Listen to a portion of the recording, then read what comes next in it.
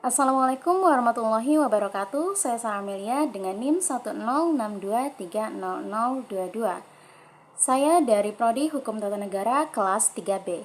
Video kali ini saya buat dengan tujuan untuk memenuhi tugas mata kuliah Hukum Pidana dengan dosen pengampu Bapak Muhammad Aiman SHMH. Pada video kali ini saya akan memaparkan mengenai materi alasan pembenar, alasan pemaaf, dan penghapusan penuntutan. Baik, akan saya mulai. Jadi, dalam hukum pidana, untuk melakukan penegakan hukum yang manusiawi dan adil dalam hukum pidana dikenal dengan adanya alasan pembenar, alasan pemaaf, dan penghapusan penuntutan. Lalu apa sih yang dimaksud dengan alasan pembenar, alasan pemaaf, dan penghapusan penuntutan tersebut? Kita akan mulai dari yang pertama, yaitu alasan pembenar. Alasan pembenar artinya adalah suatu konsep atau dasar dalam hukum pidana untuk membenarkan suatu tindakan seseorang yang dalam pandangan biasa dianggap sebagai tindakan kriminal.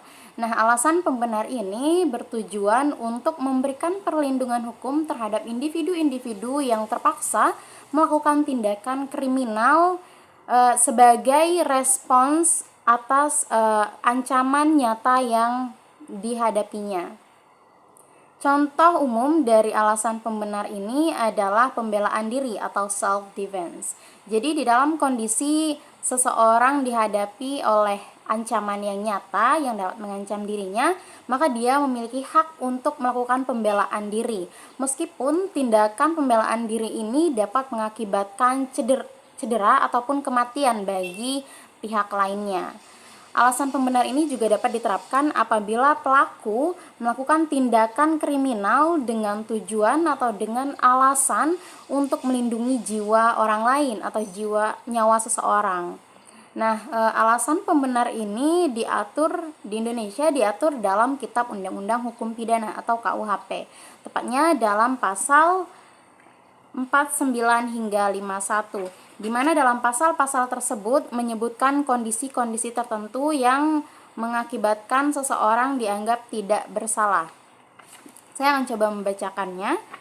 Pada pasal 49 KUHP menyatakan bahwa perbuatan tertuduh tindak pidana barang siapa melakukan perbuatan pembelaan terpaksa untuk diri sendiri maupun untuk orang lain, kehormatan, kesusilaan, atau harta benda sendiri maupun orang lain karena ada serangan atau ancaman serangan yang sangat dekat pada saat itu yang melawan hukum, pembelaan terpaksa yang melampaui batas yang langsung disebabkan oleh keguncangan jiwa yang hebat karena serangan atau ancaman serangan itu tidak dipidana. Nah, lalu pembelaan ini atau alasan pembenaran ini juga diatur dalam pasal 50 dan 51 KUHP. Contohnya pada pasal 50, barang siapa melakukan perbuatan untuk melaksanakan ketentuan undang-undang tidak dipidana. Nah, selanjutnya kita masuk kepada alasan pemaaf.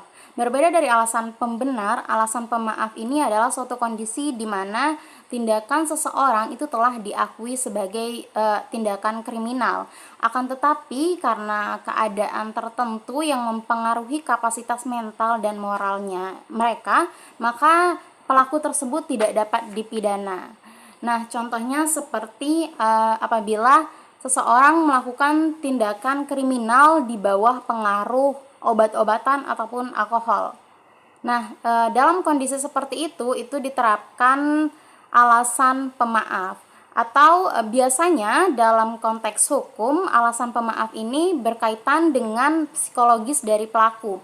Jadi apabila seseorang yang mengalami gangguan mental melakukan tindak pidana, maka dia tidak dapat dipidana karena dia dianggap tidak cakap hukum atau tidak dapat memikirkan atau tidak sadar mengenai konsekuensi yang akan dihadapi setelah dia melakukan tindakan tersebut.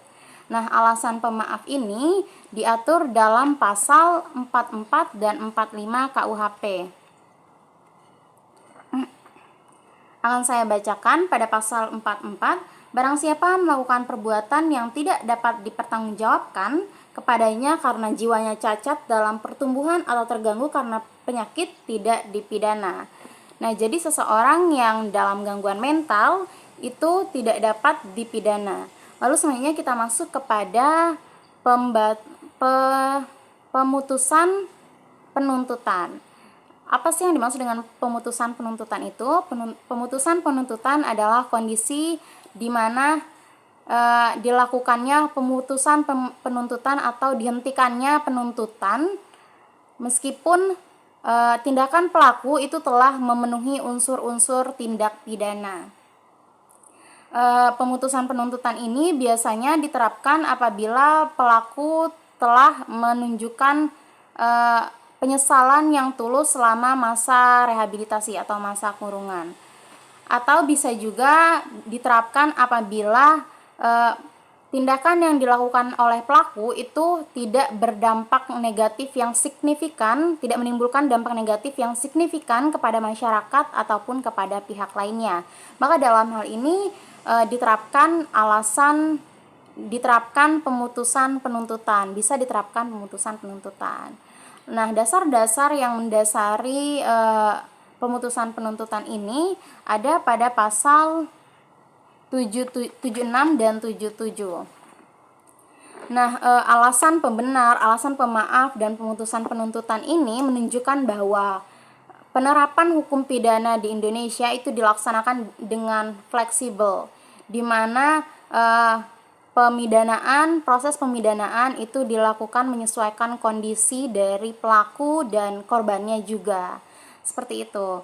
Lalu apa sih implikasi yang terjadi setelah penerapan alasan pembenar, alasan pemaaf, dan pemutusan penuntutan ini?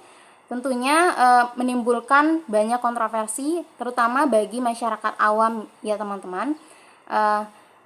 Alasan pembenar dan alasan pemaaf serta pemutusan penuntutan ini juga memiliki dampak yang sangat signifikan terhadap sistem hukum di Indonesia. Alasan pembenar, alasan pemaaf, dan pemutusan penuntutan ini juga memberikan hak kepada pengadilan untuk lebih manusiawi dan adil dalam melakukan penegakan hukum. Baiklah, hanya itu yang dapat saya sampaikan. Lebih kurangnya saya mohon maaf. Wassalamualaikum warahmatullahi wabarakatuh.